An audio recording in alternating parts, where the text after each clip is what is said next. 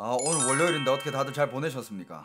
오늘 그래도 주식시장은 확 뭔가 빨간불이 들어왔던데 제 얼굴도 확 피었다고요? 전혀 그렇지 않습니다. 여태까지 막 적게는 30% 많게는 막 50%까지 빠지는데 뭐 오늘 하루 뭐 그 몇 프로 올랐다고 뭐 얼굴이 필 정도까지는 아니에요. 무슨 얘기부터 하지? 뭐 코로나 얘기 안 할 수가 없죠. 일단 속보가 올라왔는데 속보에 확진자 급증이라고 올라왔습니다. 오늘 오후 9시까지 이미 7만 명이 확진자가 떴어요.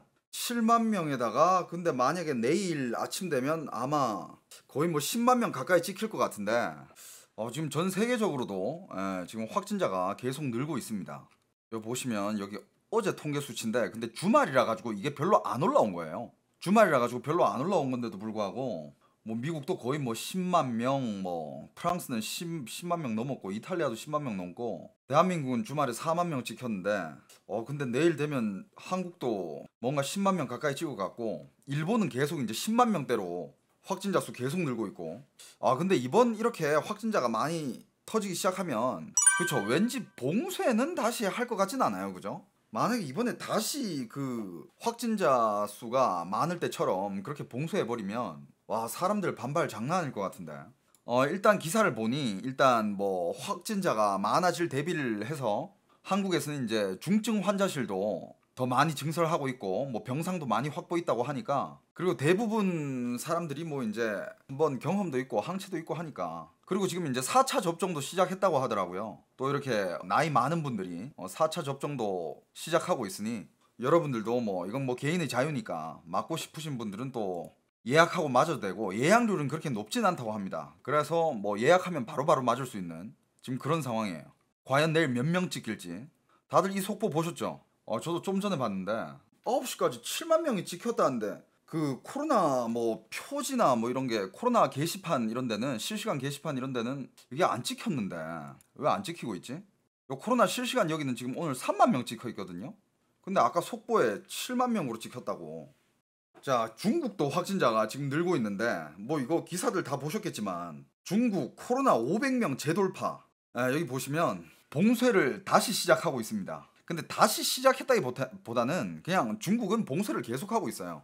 뭐 오늘 보니까 뭐 마카오도 봉쇄 연장에다가 뭐 재봉쇄된 지역도 있고 그다음 뭐 거기 베이하에 그 여행지로 여행을 갔다가 확진자가 늘어가지고 이제 거기를 봉쇄를 해버린 거야. 사람들이 이제 못 벗어나요. 거기 여행 갔다가. 그래가지고 거기를 벗어나려면 48시간 안에 PCR 검사를 해가지고 음성이 떴을 때 그때 이제 보내준대요. 일단 이 시간대에 한국도 7만 명을 찍은 게 이게 83일 만인가 그런 거고 중국도 뭐 50여일 만에 500명을 다시 넘어섰다라고 하는데 상하이랑 베이징은 계속 부분 봉쇄가 되고 있고 그 다음에 이제 뭐 중국의 깐수성이라든지 광시 쪽도 그렇고 그냥 봉쇄가 계속 되고 있어요. 그럼 뭔가 제가 여러분한테 뭐 중국 소식을 전하려 해도 뭐라 해야 될까 그냥 약간 데자뷰 같아. 이런 기사 우리가 너무 많이 다뤘잖아요, 그죠? 문 부수고 들어가서 소독 너무 황당한 중국 코로나 방역 아직도 이걸 하고 있습니다. 아직도. 그리고 뭐 많은 분들이 뭐 이러다가 중국 경제 작살나는 거 아니야 뭐 박살나는 거 아니야 뭐 이런 얘기가 나오고 있는데 중국 경제 성장률 뭐 0%대 기록을 했죠. 기록을 했는데 근데 뭐 중국 내부 경제를 봤을 때는 솔직히 막 그렇게 작살날 것 같아 보이진 않아요. 뭐 중국은 지금 어느 정도 이 자급자족이 되고 있는 상황이니까 그리고 지금 시진핑은 중국 안에서 뭐 정말 오랜만에 뭐 홍콩도 가고 뭐 신장도 갔다 오고 여기저기를 돌아다니면서 본인의 이 영향력과 이 건재를 계속 과시하고 있죠. 근데 중국 약간 이런 외신에서는 시진핑이 3년이면은 그래도 좀 이렇게 압력이 없는 게 아니다. 뭐 지금 약간 느낌상으로는 시진핑이 3년이면 거의 확정된 것처럼 많은들 얘기를 하고 있지만 그래도 아직 좀 뭔가 압력이 있다라는 얘기가 나오고 있고 또 일부 언론들은 그래도 시진핑이 3년이면 하고 내려갈 것 같다라는 얘기가 나오고 있습니다. 그리고 시진핑은 계속 이제 미국의 여러 가지 이런 행보에 대해서 계속 뭐 미국의 제재를 거부하는 의지를 표현하고 있고 그리고 이런 기사도 있습니다. 외국 자본 중국 이탈에는 시진핑 리스크가 1등 공신이다라는 이런 기사도 있는데 그러니까 이제 워낙 시진핑이 자기 의지대로 자기 마음대로 뭔가 여러 가지 법을 정하고 뭐 봉쇄에다가 규제에다가 그 리스크가 제일 크다라고 하지만 솔직히 중국 입장에서 뭐 지금 외국 자본이 중국을 이탈하고 있는 게 중국 입장에서 그게 안 보이는 건 아닐 거 아니에요. 그러니까 어느 정도 자기들도 이게 좀 뭔가 이 마음속에 뭔가 믿을 만한 구석이 있으니까 이번 폭락장에도 참 아이러니한 게 이게 미국이랑 한국도 그렇고 뭐 전 세계적으로 증시가 다 빠지긴 했지만 중국 쪽은 실제로 그렇게 뭐 빠진 게 없거든요, 딱히. 심지어 어떤 부분에서는 어떤 산업 분야에서는 중국은 많이 올랐어요. 그리고 그거를 미리 캐치한 사람들은 전 세계 증시가 내리고 있을 때 중국 쪽으로 투자를 해가지고 수익을 본 사람들도 굉장히 많습니다. 참 이게 세계가 어떻게 돌아가고 있는 거지.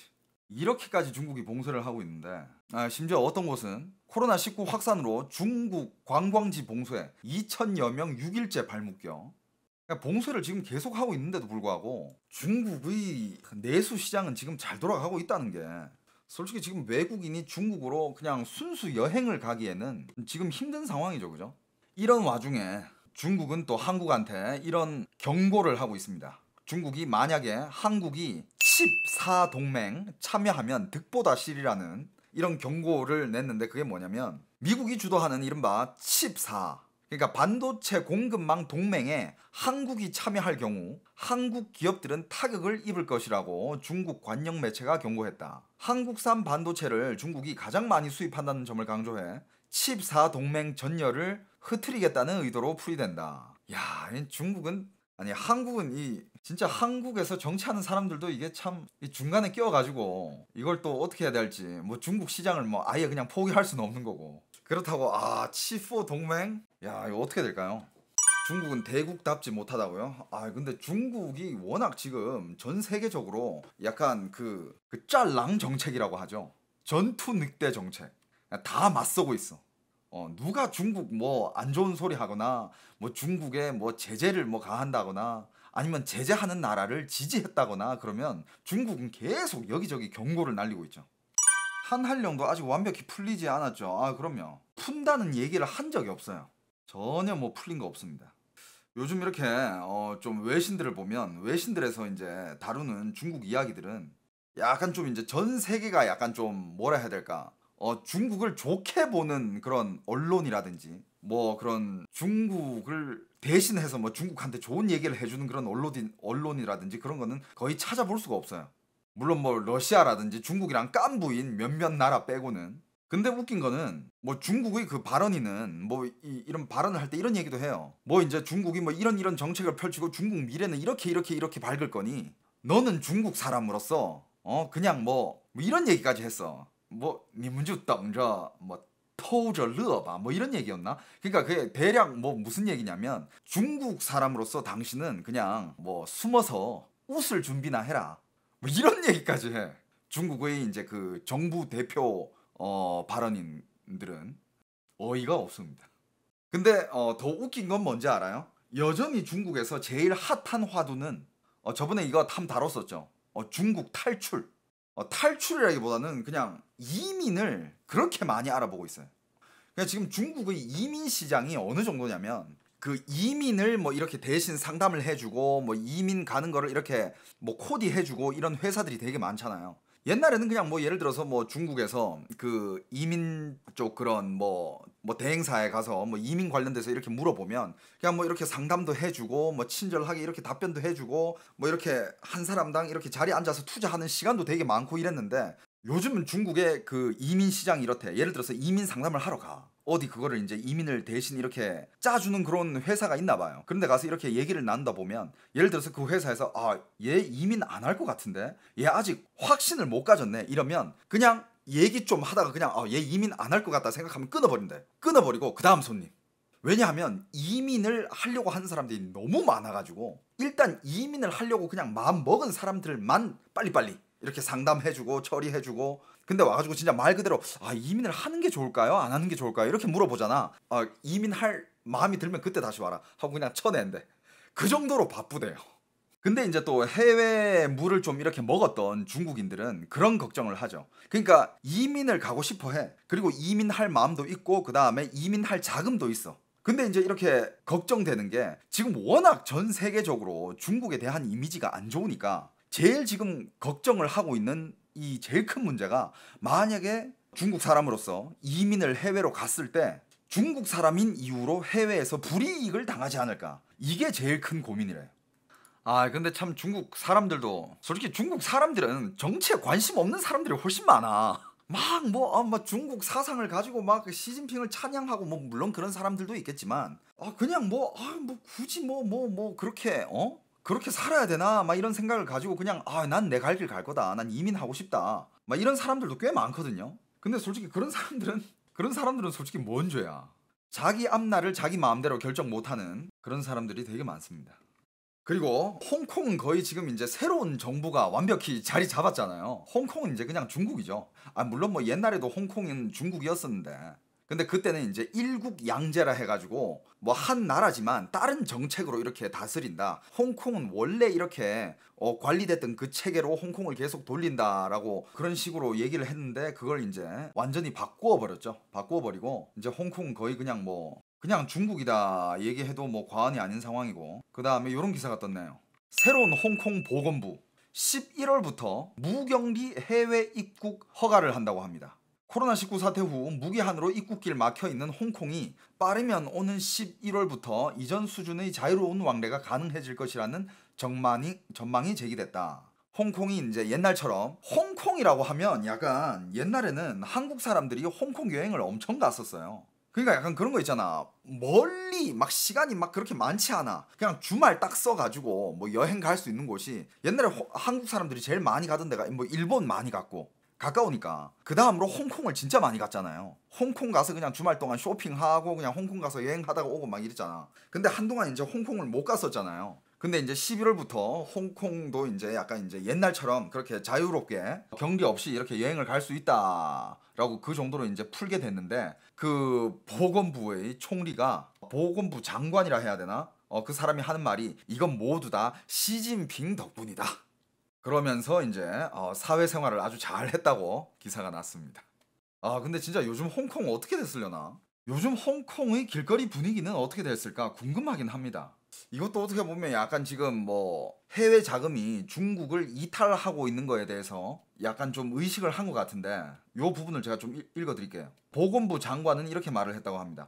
홍콩은 맹목적으로 본토의 제로 코로나 방역을 따르지 않을 것이라면서 홍콩은 홍콩에서 비즈니스를 이어가고 있는 글로벌 기업체의 경영 방침을 신중하게 고려할 것이라고 얘기했다. 그리고 보건부 장관은 시 주석이 홍콩의 25주년 반환 기념 행사에 참석해 홍콩이 자신만의 독창성과 강점을 유지해야 한다고 강조했다면서 중국 본토와 홍콩은 인구수와 의료 인프라, 예방 접종들 등에서 서로 다른 지역이다. 실제로 우리는 지난 2년 동안 본토와 홍콩 두 곳에서 하나의 국가 두 개의 시스템을 운영해 왔다고 덧붙였다. 만약 그동안 하나의 국가 두 개의 시스템으로 운영을 해왔으면 왜 홍콩에 그렇게 많은 시위가 일어나고 노란 우산 혁명이 왜 일어났으며 무슨 사람들이 바보가 아닌데 그런 기사를 이때까지 홍콩에서 어떤 일이 있었는지 다 봐왔는데 뭐 이렇게 얘기한다는 건 뭐 전 세계 사람을 바보로 하나. 근데 홍콩이 궁금하긴 합니다. 지금 진짜 홍콩 분위기가 어떻게 됐을지.